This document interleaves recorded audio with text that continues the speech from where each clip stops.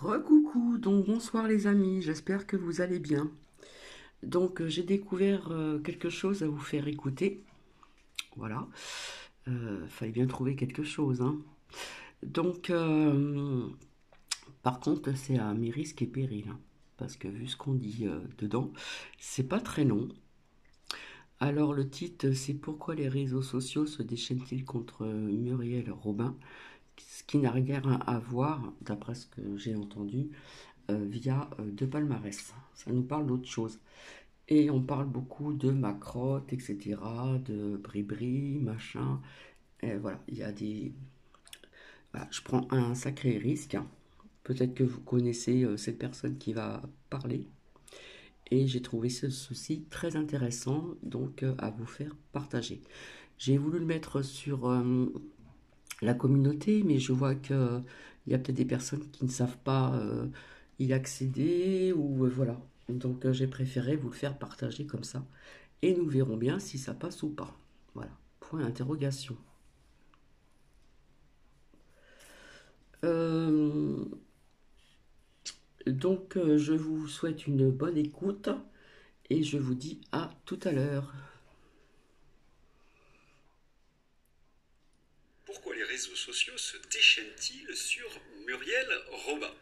Hier soir, j'étais avec vous, puisque j'ai répondu à pas mal de messages, mais vous êtes très nombreux, alors malgré les 2 heures que j'ai passées sur mon écran avec vous, eh bien, j'ai peut-être répondu à 60, 70 messages, c'est un peu comme ça. Et puis, dans une conversation, parce que j'étais aussi sur Twitter, certains m'ont reproché de ne pas parler de Muriel Robin, et je leur ai répondu que j'en ai strictement rien à faire. Et puis ce matin, j'ai écrit ma vidéo, j'ai une vidéo très riche en informations et très très intéressante comme d'habitude, hein, vous allez me dire. Et j'ai eu une curiosité, j'ai tapé Muriel Robin, pourquoi les réseaux sociaux se déchaînaient-ils? Alors, il y a des raisons qui sont très mauvaises, je ne vais pas les reprendre, je ne suis pas people, je ne suis pas un voyeuriste, je ne suis pas dans la tête de Muriel Robin, je n'ai pas à expliquer ses actions. Non. Si les réseaux sociaux se déchaînent sur Muriel Robin, c'est qu'il y a des raisons. Et la raison, eh bien, elle collait parfaitement au texte que j'avais écrit et j'ai trouvé que c'était une excellente illustration de mon propos. Alors, la photo, évidemment, vous venez de la voir de ma vidéo, c'est celle-là. Et oui, les réseaux sociaux se déchaînent sur Muriel Robin parce qu'elle est très proche du clan, j'ai envie de dire oui, du clan présidentiel. Alors il faut bien comprendre que Muriel Robin, quand on tape Muriel Robin et Brigitte Macron, hein, voilà, vous avez des photos de partout. Vous voyez que Mimi Marchand a bien fait en sorte que les photos soient très très intéressantes sur le visage de Brigitte Macron. Il doit y avoir un petit peu de retouche ici. Et puis on vous voit toujours ces soirées, toujours Brigitte Macron au visage retouché, un Getty Images, voilà, Muriel Robin. Vous avez donc de très nombreuses soirées où Muriel Robin est à côté du couple présidentiel. Il y a une raison à cela, c'est que Muriel Robin s'est émue de la violence faite aux femmes. Et le président de la République, comme par hasard, a répondu très favorablement et il a dit « Banco, on va faire quelque chose ». Et c'est là où Muriel Robin mérite dans une certaine mesure, comment dirais-je, notre critique. Alors vous allez me dire, mais la violence faite aux femmes, c'est une noble cause. Je vous connais certaines. Je ne vais pas vous dire, allez au piquet 5 minutes, hein, parce que je devrais. Il faut d'abord réfléchir. Le gauchiste parle toujours des idées très haut placées, mais il ne regarde pas les faits. Ce qui est important, c'est les faits, et après, on peut parler des grandes idées.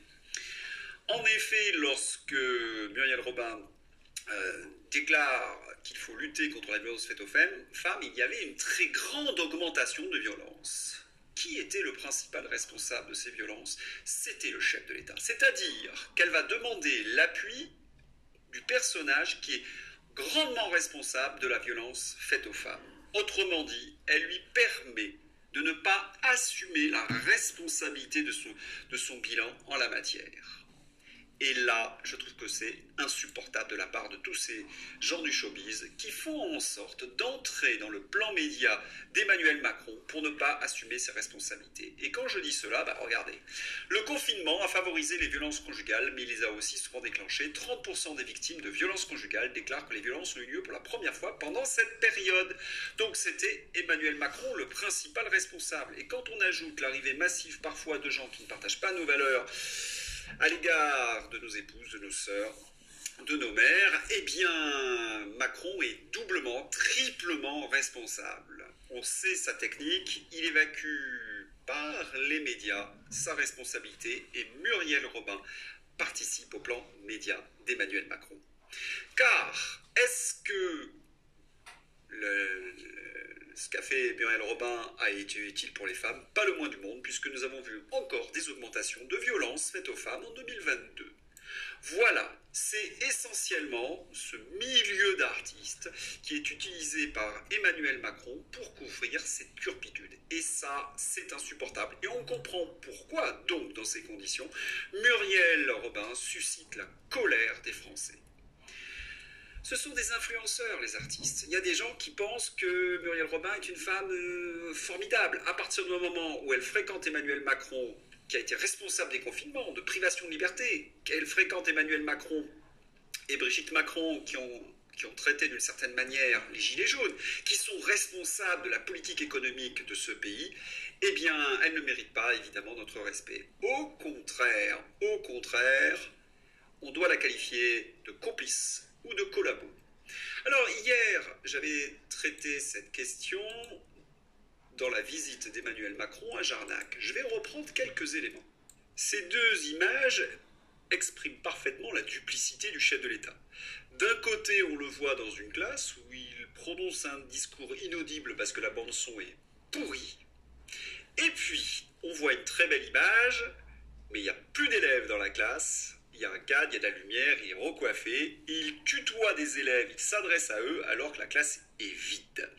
Vous avez ces deux vidéos dans les liens descriptifs dans ma vidéo d'hier. Certains m'ont dit, mais vous êtes sûr de cela? Regardez, analysez les deux vidéos et vous verrez très bien qu'en effet, la deuxième vidéo, c'est un tournage qui a été fait dans une salle vide. Alors, Jarnac, pour moi, c'est tout Emmanuel Macron.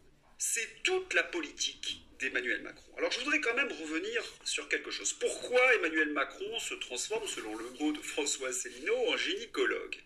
Eh bien parce que 90% des décisions ne sont pas prises à l'Élysée, elles sont prises à Bruxelles, dans les l'OMC, au FMI, dans toute une série d'endroits, parfois à Washington d'ailleurs. Et Emmanuel Macron, eh bien, c'est celui qui sert cette politique. Donc il a une marge de manœuvre qui est assez réduite. Nous savons aussi qu'à Bruxelles, c'est le lieu de la corruption et qu'il nous arrive de voir des décisions tout à fait étonnantes comme la suppression des moteurs thermiques en 2035 et Emmanuel Macron ne s'oppose pas, il est comme un lapin dans la nuit, il ouvre des grands yeux écarquillés et se tait. Il est donc obligé d'apparaître sur les écrans avec ce qu'on appelle un plan média, donc il est obligé de communiquer sur d'autres choses. Alors comment cela fonctionne ? J'avais été très surpris lorsque j'étais jeune professeur, et j'étais syndicaliste de droite au SNAC, d'apprendre que le ministre, sur ses 10 conseillers, il avait 9 conseillers en communication. Il n'y avait qu'un seul qui le conseillait sur la chose scolaire. Et comment les choses se passaient? Eh bien, il y a une réunion avec le ministre, et le ministre demande absolument à ses conseillers de communication des idées pour un plan média, pour apparaître dans la presse. Ils ne sont pas là pour traiter les questions scolaires, ils sont là pour leur carrière, pour apparaître sous les feux de la rampe et notamment faire en sorte que les Français adhèrent en quelque sorte à cette communication. Et vous avez bien compris que les journalistes aux ordres sont complices de ça. Ils participent à ce plan média, ils sont d'ailleurs même les promoteurs. Sans eux, il n'y aurait pas cette politique européiste. Alors, le niveau scolaire peut s'effondrer, le racket peut exploser, le système éducatif se déliter, les professeurs être en très mauvaise forme, ce n'est pas grave. Les conseillers en communication font en sorte de trouver des actions comme le poids des cartables, le menu vegan le lundi, etc., etc. Des choses qui sont évidemment accessoires et on se détourne toujours de l'essentiel. Eh bien, c'est ce qui arrive à Emmanuel Macron. Il est dans une situation compliquée en ce moment. Les politiques sanitaires qu'il a menées eh bien, sont en train de lui revenir à la figure. Il y a de nombreuses révélations et j'en parlerai dans la suite de cette vidéo. La guerre en Ukraine, c'est une catastrophe pour lui et pour nous du même coup, j'en parlerai aussi en fin de vidéo. La réforme des retraites, c'est aussi une catastrophe pour le gouvernement, j'en parle dans une minute. Et puis, il y a toute une série de catastrophes économiques qu'il va devoir assumer. Donc, il demande à ses conseillers en communication, trouvez-moi quelque chose pour apparaître à l'écran. Et c'est là où ils organisent Jarnac, la fameuse vaccination. Dans un monde normal, ce serait à la rigueur le ministre de la Santé, le ministre de l'Éducation nationale qui pourrait communiquer là-dessus. Le seul ennui, c'est qu'Emmanuel Macron est la pire personne pour parler de vaccination, et vous savez pourquoi. Alors, lorsque Emmanuel Macron a choisi Jarnac, il ne l'a pas fait au hasard. C'est le côté un peu, j'ai envie de dire, extravagant de notre président, pour pas dire autre chose. Parce que Jarnac, évidemment, vous m'avez tout de suite fait remarquer, Jarnac, il arnaque, nous arnaquons. On sent bien que lorsqu'il est à Jarnac, Emmanuel Macron, il est dans son monde. Mais il n'y a pas que cela. Jarnac, c'était une ville qu'affectionnait François Mitterrand. On le sait qu'il est lié. Et que Jarnac, c'est le symbole de la retraite à 60 ans. Donc il vient masquer sa réforme des retraites à Jarnac, domaine de François Mitterrand, avec de la vaccination. Et puis, on sait aussi qu'il y a le coup de Jarnac. Le coup de Jarnac, c'était un duel judiciaire sous François Ier où un des adversaires était très faible à l'escrime, il avait pris quelques cours et il avait une botte secrète. Et son adversaire était censé être un très bon bretteur. Eh bien, un coup de Jarnac, il l'a blessé à la jambe et on considère le coup de Jarnac comme un coup, en quelque sorte, un coup de traître, un coup de lâche. Et Macron est à Jarnac. Il connaît tout cela, Emmanuel Macron. Donc on voit bien qu'il essaie, par ces éléments, de travailler les souvenirs des Français, il essaie de travailler leur mental, il essaie de les manipuler. Mais est-ce que cela peut fonctionner? En fait, toute son histoire de Jarnac, ça sort d'un cerveau de dément. Et puis, Jarnac, pourquoi j'en reparle aujourd'hui? Parce qu'il est dans le narratif élyséen.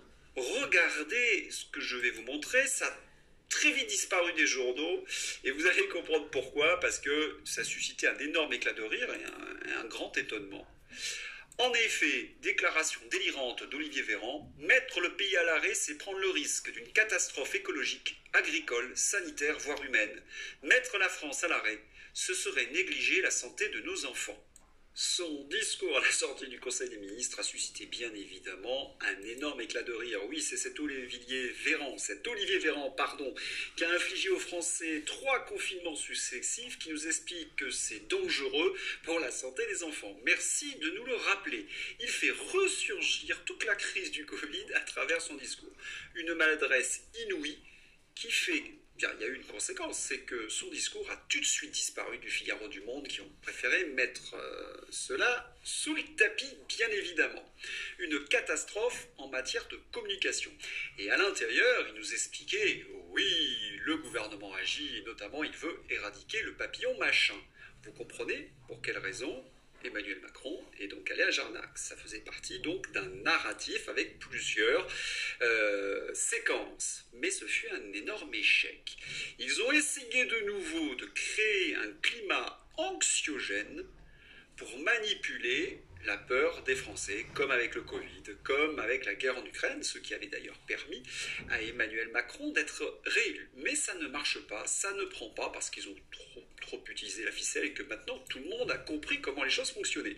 Regardez à côté de l'article d'Olivier Véran ce que j'ai trouvé. Les États-Unis se préparent à un affrontement avec la Chine dans le Pacifique. Vous voyez toujours ce climat d'anxiété qui est maintenu de manière très artificielle, parce que lorsqu'on lit l'article, ce ne serait pas avant 2025, 2027, c'est-à-dire au calendrier grec dans l'avenir. Non, tous ces articles n'annoncent pas des guerres, Ils font en sorte, tout simplement, dans le présent, de vous créer un sentiment d'angoisse pour vous manipuler. Si vous faites grève le 7 mars, eh bien, regardez ce qui risque d'arriver, selon Olivier Véran.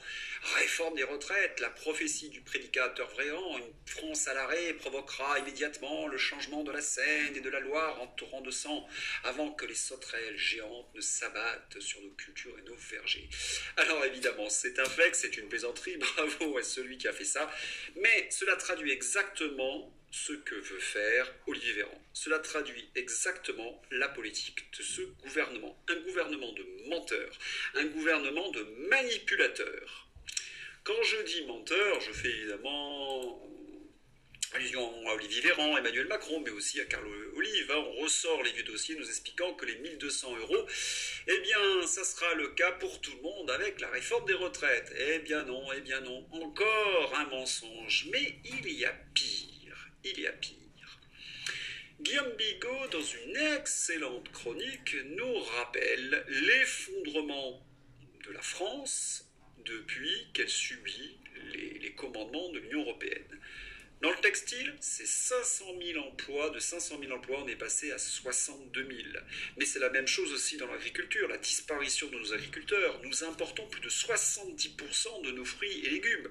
La France était le verger de l'Europe, était le jardin de l'Europe. Et qu'en a fait l'Europe? Une terre stérile. Et oui, lorsqu'on passe son temps à signer des accords de libre-échange avec des pays qui ne respectent aucune norme, eh bien nos agriculteurs ne peuvent pas suivre. Quand on passe son temps à signer des accords de libre-échange avec des pays qui ne respectent pas les lois sociales, eh bien nos industries disparaissent, elles partent à l'étranger, voire elles font faillite. Le bilan, eh bien tout le monde le connaît. C'est le chômage de masse. Comment? Il y a 8% de chômeurs. Ah oui, mais ça c'est Bruno Le Maire, le menteur. Parce que la réalité, Causeur nous explique qu'il y a certainement 8,3 millions de chômeurs en France et un taux de chômage qui serait autour de 26%. En effet, lorsqu'on additionne les différentes catégories de chômeurs, A, B, C, D et compagnie, qu'on ajoute aussi tous ceux qui sont dans des stages pour faire baisser les chiffres du chômage plus les radiations, et même si on ajoute ceux qui sont au RSA, comme le dit l'article de Causeur, on ne vit pas, on survit avec 565 €. Il est légitime de supposer que la grande majorité des Français au RSA sont des personnes qui n'arrivent pas à trouver du travail. Voilà. Donc on est autour de 26% de chômeurs. Et il faut savoir que lorsqu'on regarde, par exemple, Oxfam, qui mesure la pauvreté en France, nous la voyons augmenter depuis 20 ans, cette pauvreté en France. On est entre 11 et 13 millions de pauvres. Principal responsable, l'Union européenne. Et c'est ce que dit d'ailleurs Bigot, et je vais mettre le lien pour que vous regardiez cette vidéo, elle est très intéressante. Les Français se sont appauvris parce que quand les emplois disparaissent, eh bien les salaires baissent pour les autres. Et les Français aujourd'hui n'arrivent plus à joindre les deux bouts. Alors que fait la politique européenne? Eh bien elle nous met un Emmanuel Macron qui va utiliser des soins palliatifs, c'est-à-dire qu'il va nous distribuer un peu d'argent à gauche, à droite, pour masquer l'effondrement, la faillite de la France. Un des pays les plus riches au monde est en train de disparaître devant nos yeux. Et vous avez évidemment toute une série d'artistes qui vont venir supporter le gouvernement parce qu'ils reçoivent des subventions, parce qu'ils vont avoir des films. C'est comme cela que le système fonctionne. Et puis, il y a des accusations qui sont extrêmement graves. Je pense à celle de Marc Doyer, qui est président de Verity. On sait que son épouse est morte d'un effet secondaire, Morissette. Or, il a rencontré plusieurs fois Jean Lassalle, et Jean Lassalle affirme, et c'est quand même un élu de la République, que le président de la République n'est pas vacciné. Et Marc Doyer dit, moi je me suis fait vacciner, ainsi que mon épouse, parce qu'on a cru le président de la République. Et ça c'est extrêmement grave, donc il demande une clarification. Alors, je ne sais pas si Emmanuel Macron est vacciné ou pas, j'en sais strictement rien, mais Jean Lassalle affirme quelque chose, et je l'avais déjà dit dans une vidéo précédente, nous avons véritablement besoin d'avoir des clarifications. Parce que comme le dit Marc Doyer, j'ai perdu mon épouse sur ce genre de choses. Parce que Emmanuel Macron qui menterait sur sa vaccination, c'est pas le genre de la maison, Emmanuel Macron, de mentir. Bon, enfin, passons.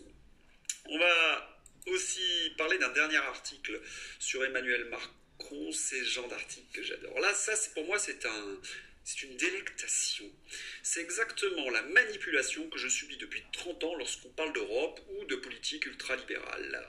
Regardez cet article. Certains trouvent commode de confondre le bon sens avec une forme de sagesse populaire qu'ils caricaturent, celle de Madame Michu et Dupont-Lajoie.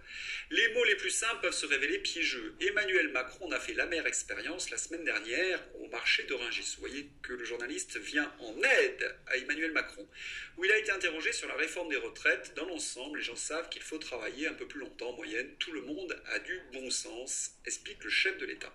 Attardons-nous sur les mots employés par Emmanuel Macron et notamment ses arguments. Regardez ce qu'il dit. Les gens savent, tout le monde a. Très intéressant. Parce que ce sont des lieux communs. Alors vous allez me dire, qu'est-ce qu'un lieu commun ? Les rhéteurs de l'Antiquité avaient constitué des manuels pour bien parler, ce qu'on appelle l'art oratoire. Et il y avait donc des arguments qui étaient classifiés, que l'avocat pouvait utiliser quand il ne savait pas quoi dire. Et les gens savent et tout le monde a, c'est ce qu'on appelle l'argument du plus grand nombre. Pour les philosophes d'ailleurs, c'est un argument creux, il ne montre rien, c'est juste qu'un artifice rhétorique. Car pour qu'il y ait du bon sens, il faudrait qu'il y ait une démonstration, de montrer qu'il faut absolument travailler plus longtemps en moyenne.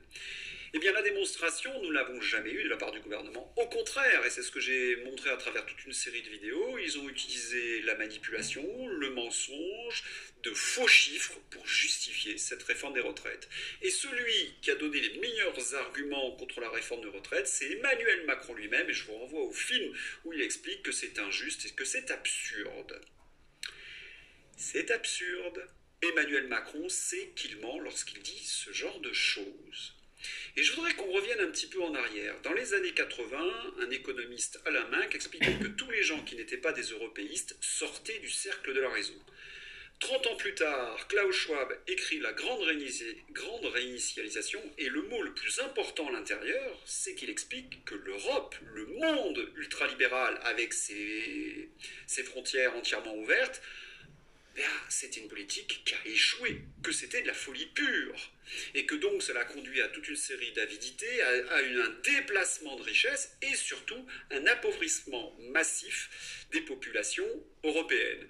Et vous connaissez ce que préconise Klaus Schwab, c'est de transformer ce qui reste de l'Europe pour conserver le pouvoir en un monde totalitaire. S'ils veulent un monde totalitaire, c'est tout simplement pour rester aux manettes. Mais ils ont bien conscience qu'ils ont échoué. Et s'il y a Emmanuel Macron aujourd'hui en France, c'est pour couvrir cet échec.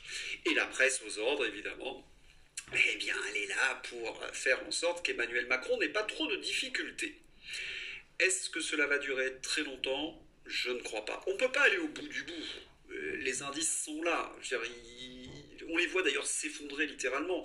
Les erreurs de communication d'Emmanuel Macron à Jarnac et Olivier Véran le prouvent. Et puis la peur qu'ils ont de la riche générale de la France, en manipulant les peurs, ça prouve qu'ils sont vraiment dans une situation très compliquée, et on espère que le 7 mars, ça va bouger. Enfin, bouger. Non, que le pays soit à l'arrêt plus exactement. En tout cas, que vous bougez pour aller dans les rues. Et il y a un autre dossier où ça se passe très mal, évidemment, j'en parle quasiment dans chacune de mes interventions, c'est l'Ukraine. Alors j'ai eu un document, j'ai eu un peu de doute, j'ai eu du mal à l'authentifier, et puis en fin de compte il a été authentifié par tous les journalistes, donc pas de souci. En effet, Zelensky explique que les enfants américains devront se battre à la place des enfants ukrainiens. Il est dans un état pas très normal lorsqu'il prononce, il a les yeux rouges, il est pas très bon là, le père Zelensky. En effet, ce qui se passe sur le front, et ce que je vous ai dit, même si c'est lent, parce que notre impatience, faut pas oublier qu'il y a des gens qui se battent, c'est des choses terribles, si on pouvait avoir la paix de suite, ce serait mieux, mais c'est lent, nous sommes dans une situation temporelle qui n'est pas celle de notre impatience, plus exactement. En tous les cas, en disant ce genre de choses, Zelensky est en train de se mettre à dos l'opinion publique américaine. Là, c'est une nouvelle glissade de la part de Zelensky. Et vous imaginez Emmanuel Macron qui a tout misé sur le cheval Zelensky. Ça va être difficile pour lui. Et on apprend de la part de François Asselineau, mais j'avais déjà vu cette nouvelle. Tout le monde peut voir que quelque chose ne va pas. Un ancien médecin de la Maison-Blanche dénonce le rapport médical alarmant sur Biden qui ne mentionne pas le déclin de sa santé cognitive. Autrement dit, il perd la tête. Il demande que l'on mette fin à cette dissimulation. Vous imaginez ? Le gars qui est à la tête de la première puissance nucléaire au monde est un vieillard qui est en train de perdre la tête. Et on s'aperçoit de plus en plus que les Américains sont en train de demander des comptes à Biden et à son administration. Et je puis vous assurer que, par exemple, les sénateurs républicains n'y vont pas avec le dos de la cuillère, surtout quand il s'agit du sénateur Ted Cruz, qui est en train de demander des comptes à Fauci, parce qu'il a menti sous serment. Et que des millions d'Américains ont souffert à cause de sa politique, explique Ted Cruz. C'est la charge finale. Et j'ai lu un article dans Le Monde, j'ai été très très surpris aussi, parce que j'ai deux versions. Le Ron DeSantis, gouverneur de Floride, remporte une nouvelle victoire contre Disney. Cet article, on me l'a envoyé par la poste. Mais ce n'est pas le même titre, et pourtant c'était le journal Le Monde. Et la capture d'écran qu'on m'a envoyée, c'est La Floride fait mordre la poussière à Mickey, accusé de wokisme, et je lis tout, c'est le journal Le Monde. Hein. Ron DeSantis, le gouverneur républicain de l'État, a révoqué le statut spécial permettant au groupe Disney de gouverner seul le domaine de Disneyland. Et c'est Arnaud Le Parmentier qui avait bien signé cet article. Or, ils ont changé le titre, ils ont changé le chapeau, qui était trop violent contre Disney, puisque, regardez la correction, critiqué par le groupe après le vote de sa loi sur l'enseignement de l'homosexualité et la question du genre, le républicain a définitivement révoqué lundi le statut spécial permettant à l'entreprise de gouverner seule l'immense domaine de Disney World. Ils ont, en quelque sorte, allégé la violence des premiers titres. Et oui, on sait que le journal Le Monde est très très proche du gouvernement Biden, mais ça se passe mal, alors ils sont obligés de revenir en arrière. Biden accusé, le wokisme mis en accusation, et je viens de lire, notamment dans Fox News, que Joe Biden, qui voulait faire les ESG, c'est-à-dire la transition énergétique, eh bien au Sénat, ils ont voté contre sa loi, et notamment des sénateurs démocrates se sont alliés avec les républicains. C'est-à-dire le monde du World Economic Forum, parce que la transition écologique, c'est le World Economic Forum, hein. Eh bien, ce monde du World Economic Forum est mis en accusation, même aux États-Unis, et par certains sénateurs démocrates. Ça bouge, ça bouge, ça bouge, et on va véritablement dans le bon sens. Alors, on espère que le 7 mars... il y aura de très nombreux Français pour faire tomber ce gouvernement de menteurs et de manipulateurs. Si vous avez aimé cette vidéo, n'hésitez pas à lever le petit pouce bleu, à vous abonner. Donc voici, ouais, ça a duré quand même un certain temps. Donc à travers ce que vous avez écouté, il se peut aussi que je sois encore pupu nini pendant une semaine. Donc j'ai une chaîne de secours, c'est l'univers de l'ange, c'est la même chose, sauf qu'on met un chiffre 2 après. On ne sait jamais. Voilà, donc on apprend quand même pas mal de choses à travers ce que vous avez entendu, etc. etc. Et ce n'est pas n'importe quoi non plus. Donc vous voyez, en ce qui concerne la Muriel Robinet, on n'a pas dit grand-chose, hein, voilà. Il n'y avait pas un lien avec, comme je vous avais dit, donc de palmarès. Voilà, bah sur ce, je vais vous laisser. Et puis, nous verrons bien si ce partage viendra jusqu'à vous. Ça va être la surprise. La surprise, surprise. Je vous souhaite une agréable soirée. Et je vous dis donc, j'espère, à demain. Bisous, bisous.